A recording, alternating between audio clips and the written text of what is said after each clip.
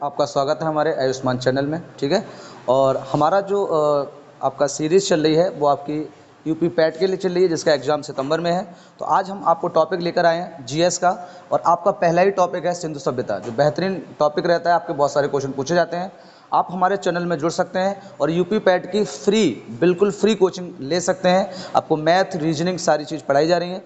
Playlist बनाई जा चुकी है, आपको हर एक वीडियो जल्दी जल्दी आपको मिलता रहेगा। ठीक है, तो सभी लोग जुड़िए और आज हम लोग स्टार्ट करते हैं अपना सिंधु सभ्यता, और बेहतरीन तरीके से समझते हैं, जिससे आपको बहुत सारे क्वेश्चन इसमें देखने को मिलेंगे। ठीक है, सबसे पहले बात करते हैं कि सिंधु सभ्यता, सभ्यता यानी कि सिविलाइजेशन होता क्या है। देखिए, सभ्यता का मतलब होता है जो चीज़ आपकी चली गई है, वहाँ पर क्या क्या हुआ था, या हम लोग कह सकते हैं जैसे हमारे परिवार की सभ्यता होती है, क्या परिवार की सभ्यता थी, आने वाले वर्तमान में जो आने वाली जनरेशन है उनकी क्या सभ्यता थी, तो उसे हम लोग क्या कहते हैं, सभ्यता कहते हैं। ठीक है, ये सिंधु नामक एक आपके प्रांत टाइप के थे। ठीक है, जैसे शहर होता है, जैसे आपका एक देश हमारे यहाँ होता है, एक राज्य होता है, तो अपनी अपनी सबकी क्या होती है, एक सभ्यता होती है। तो उसी के बारे में हम लोग आज जानने वाले हैं। इस सिंधु सभ्यता में हुआ क्या था कि जब हमारे यहाँ अंग्रेज आए थे, उस टाइम पर हमारे यहाँ रेल की पटरियां बिछाई जा रही थी 1800 के समथिंग। ठीक है, उस टाइम पर जब पटरियां बिछाई जा रही थी, सबसे पहले हम लोग बात करते हैं, एक चीज़ बता देते हैं आपको, ये जो सिंधु सभ्यता है ये 3 देशों में देखने को मिली थी। आपको किस में मिली थी? 3 देशों में। यानी कि इसके जो साक्ष्य मिले थे वो कितने मिले थे? 3 देशों में देखने को मिले थे। कितने देशों में? 3 में। इसमें सबसे पहले कौन था? हमारा भारत था। और कौन था? आपका पाक था, यानी कि पाकिस्तान था। और कौन था? आफ था, यानी कि अफगानिस्तान था। ठीक है, ये 3 थे जहां पर इनकी आपकी एरिया देखने को मिलेगी। अगर आपको पता हो तो 1947 से पहले जो भारत था हमारा, और जो पाकिस्तान यानी कि अफगानिस्तान था, उसके सारे के सारे जो थे वो कहाँ थे? आपके हमारे भारत में ही इंक्लूड थे। ठीक है, भारत में अगर सबसे ज़्यादा साक्ष्यों की हम लोग बात करेंगे, भारत में जो हिस्सा मिलेगा वो इसका गुजरात में देखने को मिलता है। कहाँ मिलेगा आपको? गुजरात में देखने को मिलता है, ये आपको याद रखना है। तो भारत में, फिर पाकिस्तान और अफगानिस्तान, पाकिस्तान तो बाद में बना था, लेकिन इसकी एरिया अफगानिस्तान को मानी जाती है कि कहाँ से स्टार्टिंग बनी गई थी। हुआ क्या था, जब अंग्रेज थे वो पटरियां बिछा रहे थे, उनकी खुदाई चल रही थी, जब ये लगभग पाकिस्तान के आसपास यानी कि अफगानिस्तान के आसपास ये पहुंच गए, तो इन्हें वहां पर कुछ साक्ष्य दिखाई दिए थे। खुदाई कर रहे थे, पटरियां बिछा रहे थे, तो आपसे पूछता है कि सिंधु सभ्यता की खोज कैसे हुई थी, तो आपको वो रेल की पटरियां बिछाते हुए, यानी कि खोज अगर पूछेगा आपसे, आप नोट कर सकते हो, हमारे बोलते हुए भी नोट कर सकते हो, और बाद में मैं लिखता भी जाऊंगा इस चीज़ों को। ठीक है, अगर आपको इसकी पीडीएफ चाहिए तो आप हमारे टेलीग्राम से भी ज्वाइन हो सकते हैं, जिससे आपको इसकी पीडीएफ मिल जाएगी। ठीक है, चलिए, तो देखो बेटा, खोज कैसे हुई थी, तो आपको भी रेल की पटरियों के द्वारा, जब रेल की पटरियां बिछाई जा रही थी, क्या बिछाई जा रही थी? पटरियां बिछाई जा रही थी। ठीक है, तो उस टाइम पर इन्हें कुछ साक्ष्य मिले थे। पटरियां बिछवा कौन रहा था? ठेका किसके पास था इसका? ठीक है, तो एक नाम आता है मेंशन। कौन आता है बेटा? John mention. ठीक है,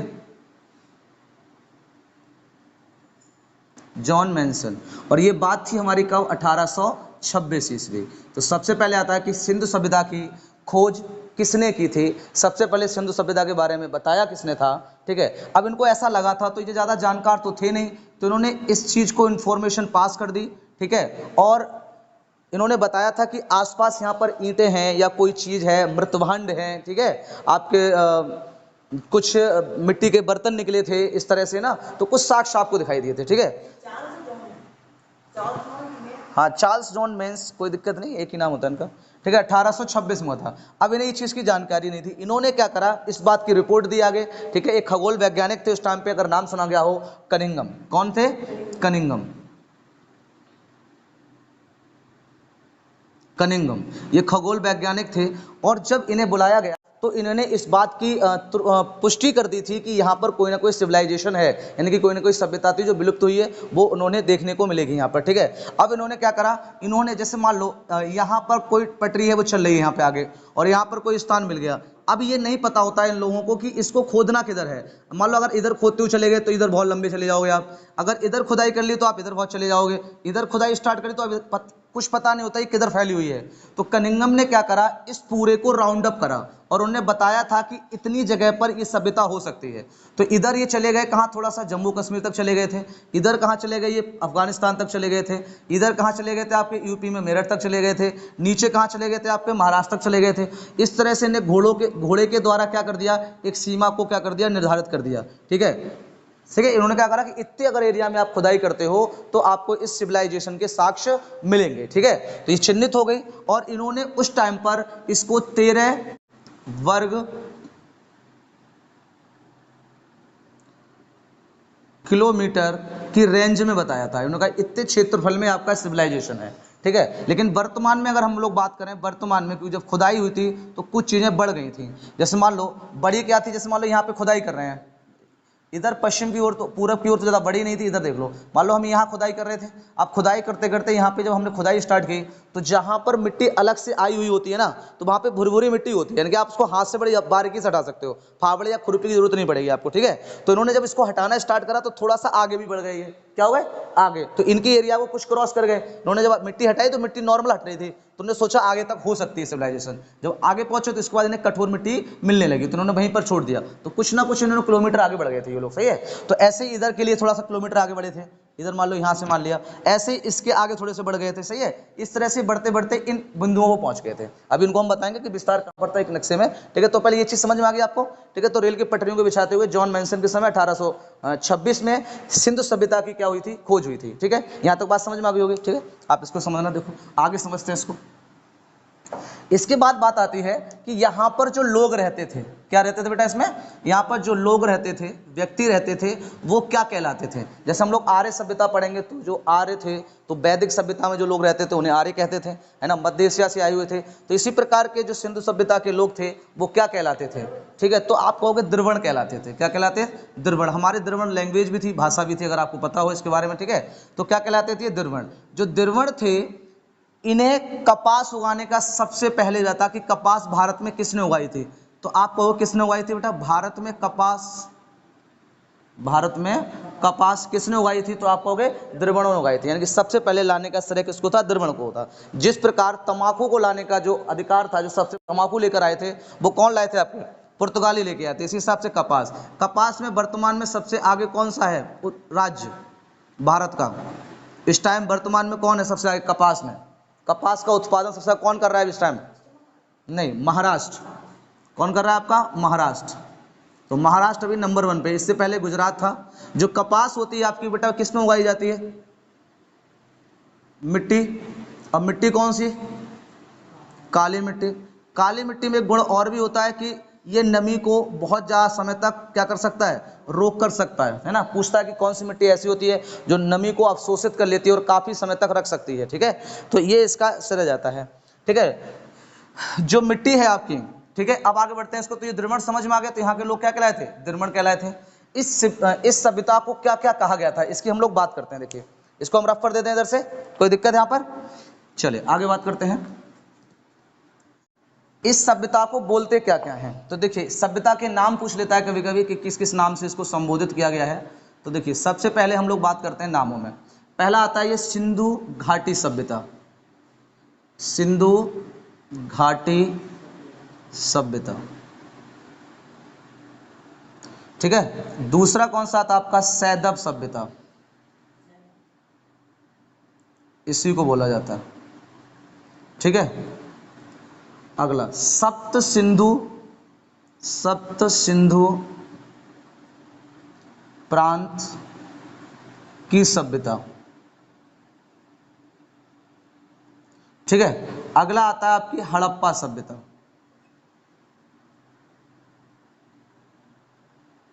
अगला कौन आ गया बेटा, हड़प्पा सभ्यता। हड़प्पा सभ्यता क्यों इसको कहा गया, क्योंकि जब इसकी खुदाई स्टार्ट हुई थी तो सबसे पहले जो शहर मिला था वो कौन सा मिला था, सबसे पहले जो शहर मिला था, तो आप ध्यान रखना है, जो हड़प्पा था वो सर्वप्रथम खुदाई में मिला था, सर्वप्रथम, सर्वप्रथम क्या मिला था, खुदाई में मिला था, ठीक है। तो सर्वप्रथम में खुदाई मिलने वाला कौन था आपका, हड़प्पा। जो हड़प्पा था वो किस नदी पर मिला था, नदी, तो आपको रावी नदी पर, कौन सा मिला था, रावी नदी पर मिला था, ठीक है। कोई भी सिविलाइजेशन जो आपकी है वो किस पर, नदियों पे थी। कारण बता सकते हो इस नदियों पे क्यों थी, क्योंकि उस टाइम पर नदियों से इन्हें पानी, ठीक है, और बाकी और चीजें जो पानी की सबसे मेन जो हमारी जरूरत होती है वो क्या होती है, पानी होती है। अगर पानी मिल जाए तो हम सब चीजों का उत्पादन कर सकते थे। तो उस टाइम पर कोई भूजल तो निकाला नहीं जाता था, भूमिगत जल की कोई आवश्यकता उस टाइम पर नहीं थी। तो इसलिए जितनी भी सभ्यताएं थी वो सब कहाँ मिली थी, नदियों पे मिली थी बेटा, कहाँ मिली थी, नदियों पे। तो पहला कौन सा था आपका, हड़प्पा सभ्यता। क्लियर हो गया यहाँ तक, किसी कोई दिक्कत, तो ये उपनाम थे। कौन इसमें रहते थे, द्रविड़ रहते थे, यहाँ के लोग निवासी जो थे वो द्रविड़ कहलाते थे, ठीक है। काफी सज्जन थे, लड़ाकू फड़ाकू के ये लोग थे नहीं, इससे ज्यादा खूंखार आपके आर्य थे, ठीक है। ये लड़ने वाले नहीं थे, ये अपनी सिर्फ सभ्यताएं बनाए हुए थे और अपना जीवन यापन कर रहे थे। ठीक है, चले आगे बढ़े हम लोग इसमें, यहाँ तक कोई दिक्कत? चले आगे बात करते हैं। अब देखिए एक छोटा सा नक्शा बनाएंगे, आपको बताते हैं कि जो इसका विस्तार रहा था वो किस तरह से रहा था। तो हम फिर एक एक करके इसमें जितने भी स्थल खोजे गए होंगे उन सबको हम लोग क्या करेंगे, उन सबको हम लोग क्या करेंगे, फिर पढ़ेंगे एक एक करके। ठीक है, तो एक छोटा सा नक्शा बनाते हैं भारत का और आपको थोड़ा सा बता देते हैं इसके बारे में। ज़्यादा जगह तो नहीं है यहाँ पर अभी।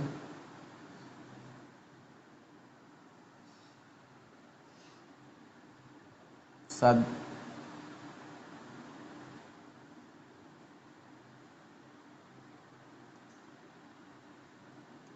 चलो यही समझा देते हैं, इतने पे ही आपको ना समझ में आ जाएगा इतने में। देखिए इधर वाला एरिया क्या है आपका, पाकिस्तान है, ये अफगानिस्तान रहा था।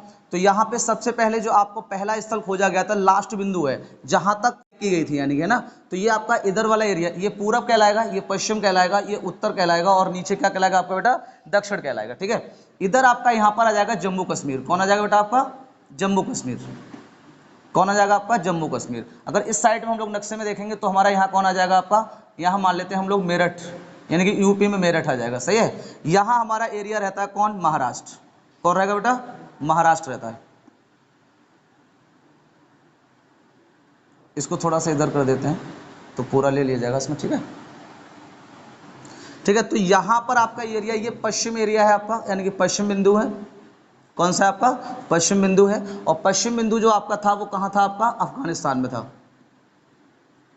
अफगानिस्तान में था। ठीक है, इधर बेटा कौन था आपका, जम्मू कश्मीर था।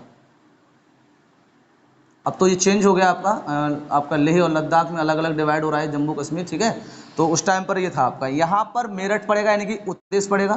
तो ये बिंदु आपका उत्तर प्रदेश में रहेगा। ठीक है, जगह बता दूंगा अभी मैं। और ये आपका बेटा क्या रहेगा, महाराष्ट्र में रहेगा। एक एक कर पढ़ेंगे जिससे हमारा रिवीजन हो जाए और हमें याद हो जाए।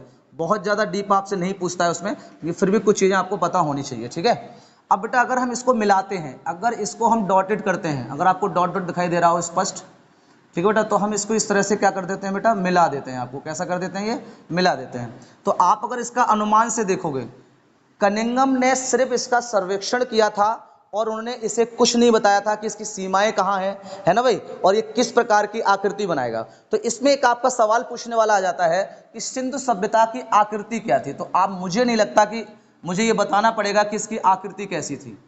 बताओ भाई योगेंद्र जी, सिंधु सभ्यता की आकृति कैसी थी, जब इसकी खुदाई थी तो ये किस प्रकार की आकृति का धारण करे हुए थे, किस प्रकार की आकृति बन रही थी। अरे भाई बिल्कुल क्लियर बन रहा है, आपको दिखाई दे रहा होगा। बताओ, मैं डायरेक्ट कर दूं इसे थोड़ा सा। बेटा यहाँ से यहाँ जा रही है,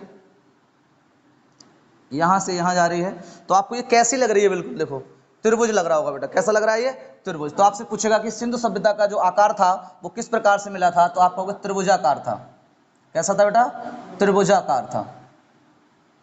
तो ये आपको याद रखना इंपॉर्टेंट रहता है। ठीक है, अब बात आती है कि जो आपका अफगानिस्तान है वो उसका बिंदु था कहां तक। तो बेटा इसका बिंदु था सुतकोडाल तक।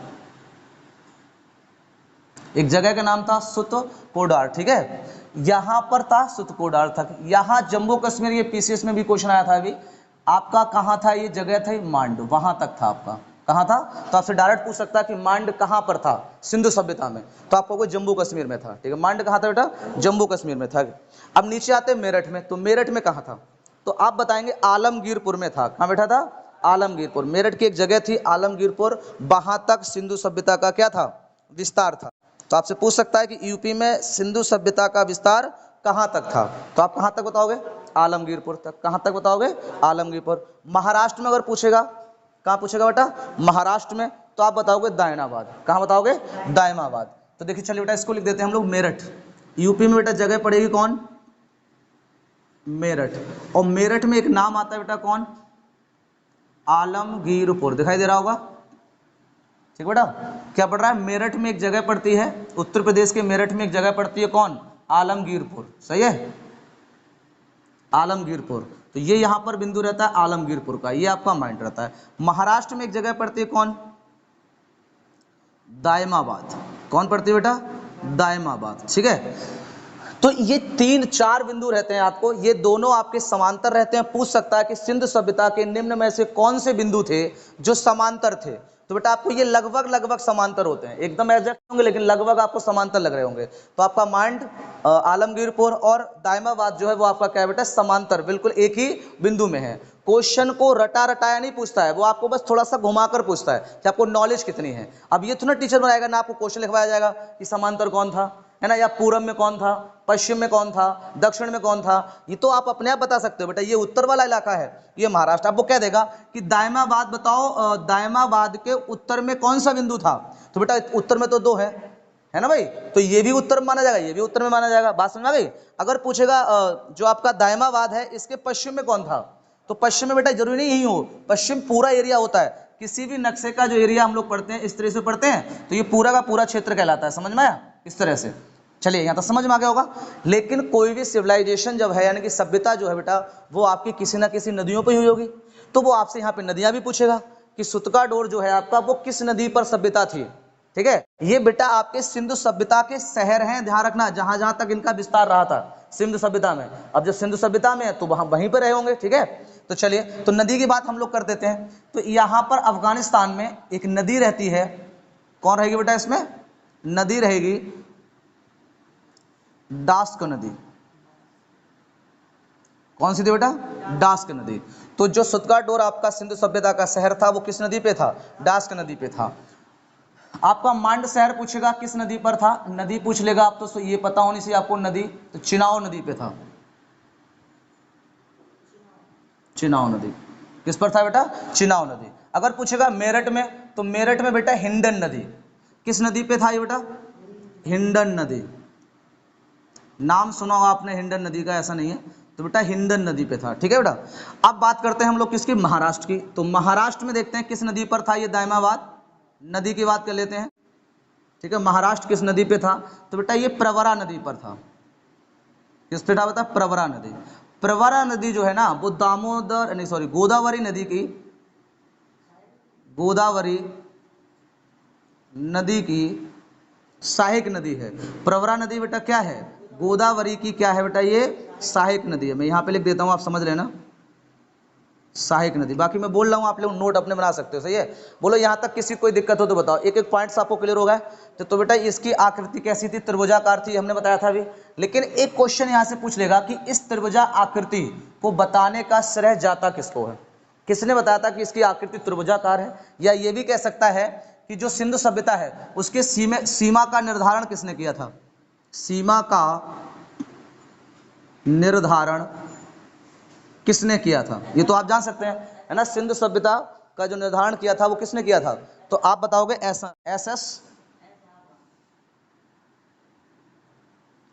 एस.आर.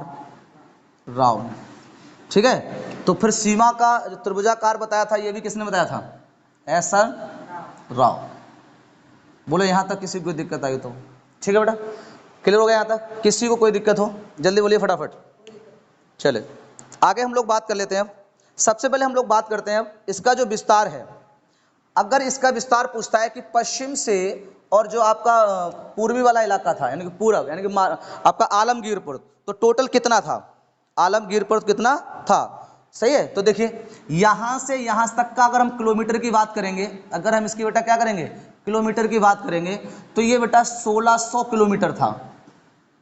अगर हम बेटा क्या करेंगे, पश्चिम से यानी कि अफगानिस्तान से और मेरठ तक की बात करेंगे पूरे की, तो इसका जो विस्तार था यानी कि चौड़ाई में जो विस्तार था बेटा वो कितना था, 1600। अब दूसरी बात करेंगे हम लोग कौन सी, यहां से महाराष्ट्र तक की बात करते हैं। तो बेटा यहां से आपका महाराष्ट्र तक का कितना था, ये कितने किलोमीटर था, तो आप कहेंगे 1400 किलोमीटर था। कितना था बेटा, 1400 किलोमीटर था। ठीक है, बोलो यहाँ तक किसी को दिक्कत हो तो बताओ।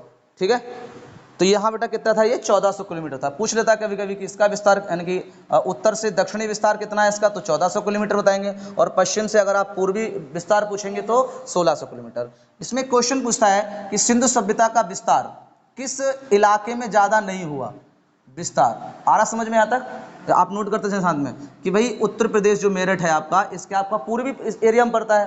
तो आप देखो इसकी चोंच कहाँ निकली हुई है, पश्चिमी। तो फिर सिंधु सभ्यता का विकास ज़्यादा कहाँ हुआ होगा, पश्चिमी में। कहाँ नहीं हुआ होगा, पूर्वी में, ठीक है बेटा, कहाँ नहीं हुआ होगा, पूर्वी। तो आप कह सकते हो इसका पूर्वी एशिया में ज्यादा विस्तार नहीं हुआ था। ऐसे कभी कभी बड़ा अटका कर क्वेश्चन पूछता है, ठीक बेटा। बोलो यहां तक किसी को दिक्कत हो,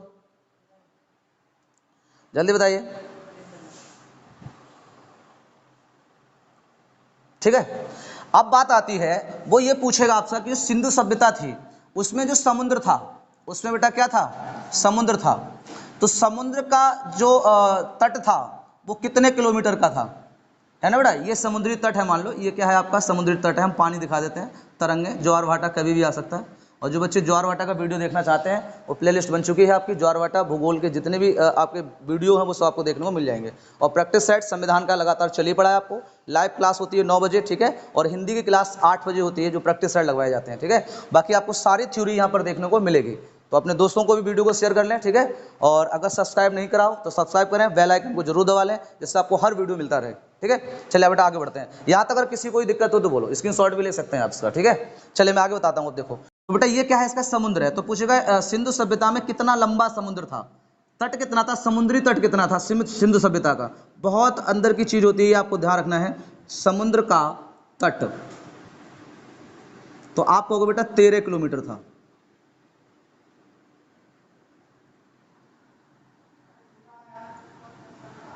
कितने का था बेटा ये, 13 किलोमीटर का, 1300 किलोमीटर था ये, 1300 किलोमीटर का दिखाया गया था। ये पूरा का पूरा तट था, जहाँ से आपका समुद्र का तट था वो कितना कितना बना था, तो 1300 किलोमीटर था, ठीक है। अगली बात करता है कि सिंधु सभ्यता में टोटल यानी कि कुल कितने स्थान मिले थे, यानी कि स्थल मिले थे, कुल स्थल टोटल में सब में। तो बेटा आपको 1400 मिले थे। कितने मिले थे, 1400। इसमें से भारत में कितने मिले थे, भारत में, तो बेटा भारत में 925 मिले थे, ठीक है बेटा। कितने मिले थे, 925। तो फिर इसमें कितने मिले होंगे, 475 है, यानी कि पाक और अफगानिस्तान इनमें, हाँ टोटल भारत में 900। और इसमें सबसे ज्यादा जो मिले थे वो गुजरात में मिले थे, गुजरात में, ठीक है। कितने मिले थे बेटा, लगभग 700 मिले थे। कितने मिले थे बेटा, लगभग 700 मिले थे। अगर यहां तक किसी कोई दिक्कत हो तो बोलो। चलिए बेटा यहाँ तक कोई दिक्कत हो गई आपको, आप कमेंट करके बता सकते हो। अगर आपको समझ में नहीं आया हो, बेटर समझा होगा, आपको समझ में आ गया होगा, पूरा चित्र के माध्यम से समझा दे जिसका आपको दिक्कत ना हो। हम जो बोल रहे हैं आप वो नोट कर सकते हो, अगर आपको लिखने में दिक्कत हो रही हो कहीं पर भी, ठीक है। और वैसे आपको स्पष्ट दिखाई दे रहा होगा तो आप उसे नोट कर सकते हो, और बोलते बोलते भी नोट कर सकते हो। आप वीडियो को रोक कर नोट कर सकते हो क्या बोला था और क्या समझाया था, ठीक है बेटा। तो यहाँ तक किसी कोई दिक्कत हो तो बोलो, स्क्रीनशॉट ले लो, मैं रफ करता हूँ इसको, ठीक है। और हम फिर आगे बढ़ते हैं, सही। चले अब हुआ क्या देखो, इसके बाद अगर हम लोग बात करें, छोटी सी चीज यहाँ पर ये रफ कर देते हैं और यही समझा देते हैं आपको।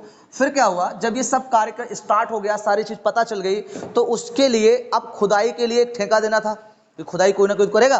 तो आपसे ये भी पूछ सकता है कि खुदाई के लिए किसको बुलाया गया था। तो बेटा लिख लो, खुदाई के लिए किसको बुलवाया गया था, क्योंकि इनकी अब खुदाई होगी, जहाँ जहाँ स्थल मिलेंगे, सही है। इधर साइड में मिलेंगे आपको, पाकिस्तान में मिलेंगे, इधर आपका पंजाब में मिलेगा, ठीक है, गुजरात साइड मिलेंगे बहुत सारे। अभी हम एक एक करके पढ़ेंगे जो हमारे मेन है, क्योंकि ऐसे तो बहुत सारे खोजे गए थे, बट इसमें जो मेन है वो हम बता देंगे, सही है। चलिए, इसमें बड़े छोटे सब खोजे गए थे, कहाँ से क्या मिला था वो कभी कभी पुटअप कर देता है क्वेश्चन, तो उसको समझाते हैं आपको। देखिए, तो इसमें सबसे पहले बात करते हैं खुदाई के लिए किसको बुलाया गया था। आपसे पूछेगा कि जो खुदाई का कार्यभार था वो किसको दिया गया था, खुदाई के लिए, सही है। तो आप कहोगे जॉन मार्शल को बुलाया गया था बेटा। किसको बुलाया गया था, जॉन मार्शल। सब देख जो करेंगे वो कौन करेंगे, अब जॉन मार्शल। यानी कि अंग्रेजों की तरफ से जो ठेका दे दिया गया था खुदाई करने का, वो किसको दे दिया गया था, जॉन मार्शल ने। लेकिन जॉन मार्शल को वहाँ लोकल नहीं थे वो, तो इतना ज़्यादा उनको अनुभव नहीं था, इसलिए उन्होंने लोकल एक और कॉन्ट्रैक्टर को बुला लिया, और जिनका नाम क्या था, दयाराम साहनी। किसको बुला लिया बेटा, दयाराम साहनी। उसके बाद दयाराम साहनी ने हड़प्पा जो सभ्यता सबसे पहले मिली थी, यानी कि हड़प्पा जो शहर मिला था, उसकी खुदाई की थी बेटा। क्या की थी, खुदाई की थी। बात समझ में आ गई। और फिर हल्के हल्के शहर मिलते गए, खुदाई होती गई, अलग अलग टाइम पर खुदाई होती रही, और उनसे सब चीज़ें मिलती रही। तो ये सिंधु सभ्यता का एक बेसिक रहता है। अगर आपको समझ में आया हो तो वीडियो को लाइक जरूर करें, ठीक है, एकदम जबरदस्त, सही है। चलिए बेटा, तो आगे हम लोग बढ़ते हैं। अब एक एक शहर को हम कवर करते हैं और पढ़ते हैं कि कहाँ से क्या साक्ष्य मिला है, किस नदी पर स्थित है, और किस जगह पर है। एक क्वेश्चन आपको पुटअप होने को जरूर मिलता है, ठीक है। चलिए नेक्स्ट बात करते हैं, तो इसको रफ कर देते हैं और एक आज हम शहर पढ़ लेते हैं और एक ही शहर आज रखेंगे, जिससे आपका वीडियो ज़्यादा बड़ा ना हो पाए और आप आसानी इसको देख पाओ, ठीक है। और नेक्स्ट वीडियो में हम तुरंत मिलेंगे अगले में नए शहरों के साथ, ठीक है। 2 वीडियो ही डालेंगे, इसके 2 वीडियो में आपका कंप्लीट हो जाएगा ये, ठीक है। तो चलिए बेटा अब स्टार्ट करते हैं हम। इसमें पहला शहर हमें कौन सा मिला था भाई योगेंद्र जी, कौन सा मिला था पहला? बोटो हड़प्पा। कौन सा मिला था बेटा? हड़प्पा स्थल मिला था। तो इसमें 2-3 चीज़ें आपको कवर करनी होती हैं। सबसे पहले आएगा कि स्थान, किस स्थान से मिला था, सही बेटा। फिर पूछेगा आपसे कौन? नदी, फिर नदी आप बता देंगे।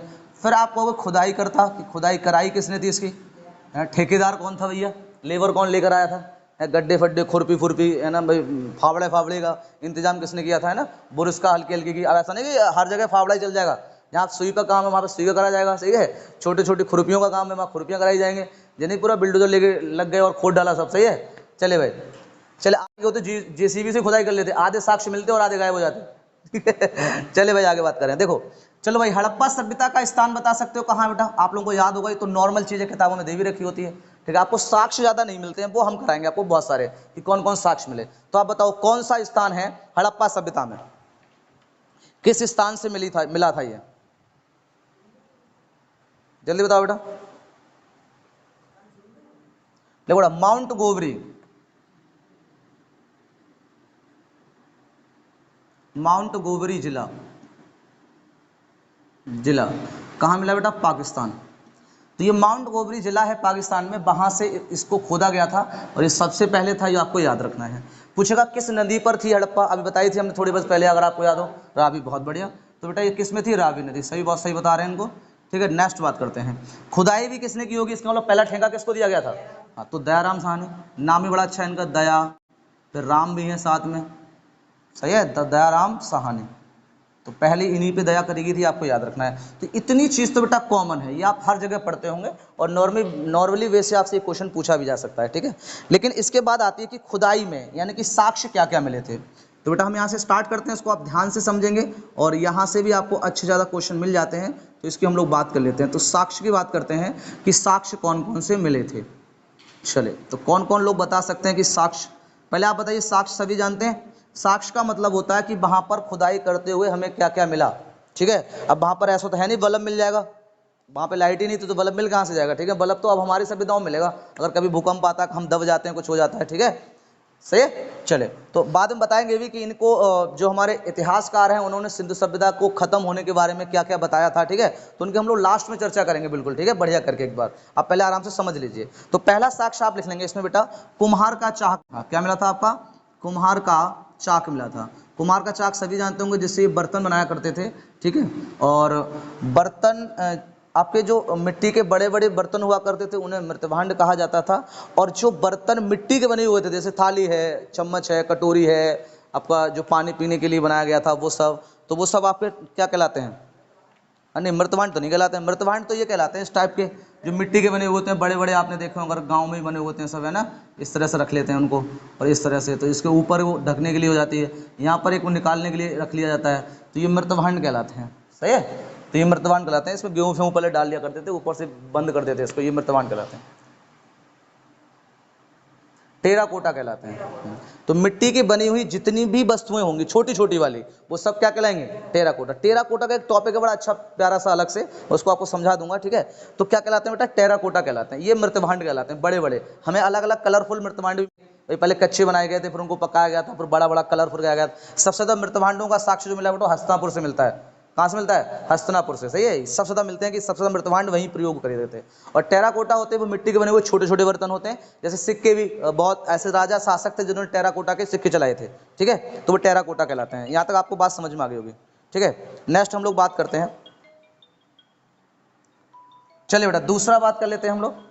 तो श्रम आवास देख लेते हैं, अगले कौन मिलते बेटा आपके? श्रम आवास मिले थे, श्रम के आवास मिले थे। और कैसे आवास मिले थे? जैसे लाइन से बने हुए, जैसे मान लो ये पूरा एक लाइन बनी हुई है और उसमें छोटे छोटे से ये कटे हुए थे आपके बेटा, इस तरह से गेट थे, सबका अपना अपना अलग था, ये इस तरह से इनको बना के रखा था, तो ये श्रम आवास मिले। अब आपके मान में होगा कि ऐसे कैसे पता चल गया कि श्रम वो है? बेटा अगर आप पढ़ने वाले स्टूडेंट हैं तो आपके कमरों में बेटा किताबें मिलेंगी, सही है। और जो जो जो वर्क कर रहा है, जो जो वर्क कर रहा है उसी का क्या मिलेगा आपको, चीजें साक्ष्य मिलते हैं वहां पे। मान लो आप पढ़ाई कर रहे हो तो आपको वहां पेन के साक्ष्य मिलेंगे। मान लो हम आपके रूम में जा रहे हैं और हमने देखा तो आप वहां पे पढ़ाई कर रहे हो तो आपको किताब में मिलेंगे। भाई अगर कोई और काम कर रहे हो तो आपको लैपटॉप मिलेगा, अगर टेक्निक में हो आप तो टेक्निक वाली चीजें मिलेंगी, समझ में आया। और मजदूरी कर रहे हो तो आपको पला और फावड़ा ही मिलेगा वहां पे, खुरपी फुरपी मिलेगी। तो ऐसे ही बेटा साक्ष्य यहाँ पर देखने को मिलते हैं इन सब में।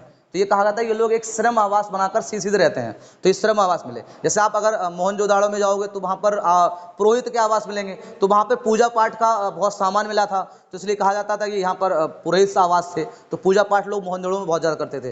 जबकि बेटा सभ्यता एक ही थी बट उनका अलग अलग था। आज भी हमारे यहाँ देखो भाई, आप दिल्ली चले जाओ तो वहां की सभ्यता अलग होगी, आप मेरठ चले जाओ तो बेटा अलग होगी हमारे यहाँ, है ना। अगर आप लोकल में चले जाओगे, राजस्थान चले जाओगे, उसकी अपनी अलग होती है। तो अपने अपने सभ्यताएं एक ही है, मतलब युग एक ही चलेगा। लेकिन अगर मान लो कोई अगर घटना घट जाती है भविष्य में तो आपको सभ्यताएं अलग मिलेंगी भाई। गुजरात में जाओ अलग मिलेगी, महाराष्ट्र में अलग मिलेगी, साउथ में चले जाओ अलग मिल जाएगी, है ना। और हमारे यूपी में आ जाओ तो अपनी अलग मिल जाएगी, समझ में।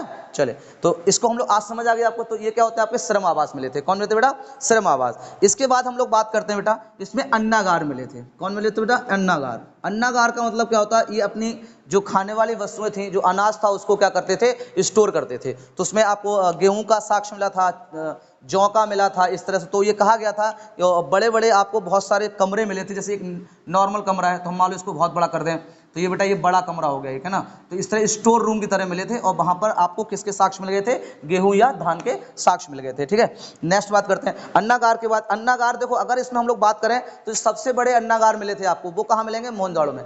जिस चीज के सबसे ज्यादा बड़े बड़े की बात करेगा तो वो आपका मोहनजोदड़ो ही रहेगा, अगर आप तुक्का लगाना चाहते हो तो, ठीक है। क्योंकि उसी में मिला था बड़ा स्नानागार, वहीं मिला था, बड़े बड़े स्नानागार वहीं मिले थे। कुआं का साक्ष्य भी कहाँ मिलेगा, मोहनजोदड़ो में मिलेगा, वो हम आगे समझाएंगे अभी, ठीक है। तो यहाँ तक बात समझ में आ रही होगी। तो आपको अन्नागार मिला क्योंकि उस टाइप स्टोर करते थे, आज हम लोग स्टोर करते हैं, ठीक है। अगली बात करते हैं हम लोग। अब बेटा आपको ओखली के साक्ष्य मिले थे। ओखली में जो धान कूटने वाली ओखली थी तो उसके क्या मिले थे, साक्ष्य मिले थे। यहां पर आपकी एक मूर्ति मिली थी, मूर्ति अगिन वेदी की। किसकी मिली थी बेटा, अगिन वेदी की। क्या मिली थी, अगिन वेदी की, ठीक है बेटा। यहां तक समझ में आ रहा है। इसके बाद हम लोग बात करते हैं तो, ठीक है, अगर आपको यहां से दिखाई दे रहा हो, ठीक है बेटा। तो मूर्ति अगिन वेदी की मिल गई। एक आपको वृत्ताकार चबूतरा मिला था। क्या मिला था बेटा, वृत्ताकार चबूतरा, ठीक है। कैसा था बेटा, वृत्ताकार था। और ये वृत्ताकार था, इसके बीच में एक छोटा सा होल बना रखा था। तो और यहाँ पर इन्हें गेहूं के और क्या मिले बेटा, धान के साक्ष्य मिले थे। इससे ये पता चला कि ये लोग इसको ना मार मार के पीट पीट के यहाँ पर क्या करते थे, इन गेहूं को निकालते थे। चौतरे पे खड़े होकर चारों तरफ, जैसे आज धान पीटे जाते हैं वैसे पहले गेहूं भी पीटे जाते थे, ठीक है। तो उनके आपको इस ओखली में क्या साक्ष्य मिले थे, ठीक है। आगे बात करते हैं हम लोग। और बताइए क्या मिला था, आप अगर थोड़ा बहुत आपको पता तो आप बताइए, ठीक है बेटा। इसके बाद आपको ना इसमें RH-37 एक कब्रिस्तान मिला था। क्या मिला बेटा, कब्रिस्तान मिला था। ये पहला आधुनिक कब्रिस्तान माना गया था। पहले क्या मिले थे, कच्चे कब्रिस्तान मिलते थे, उनके नीचे कंकाल मिलते थे अंदर मिट्टी में दबे हुए।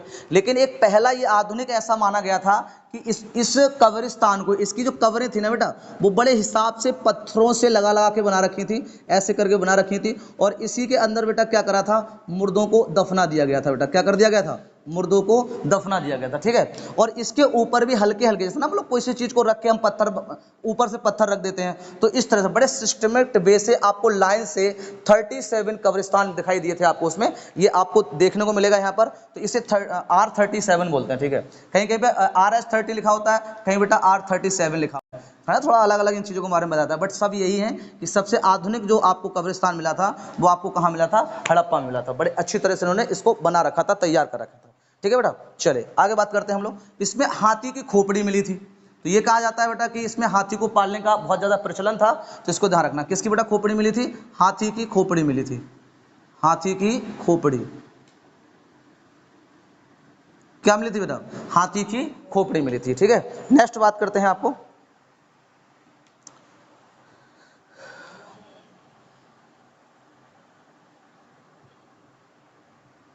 ठीक बेटा।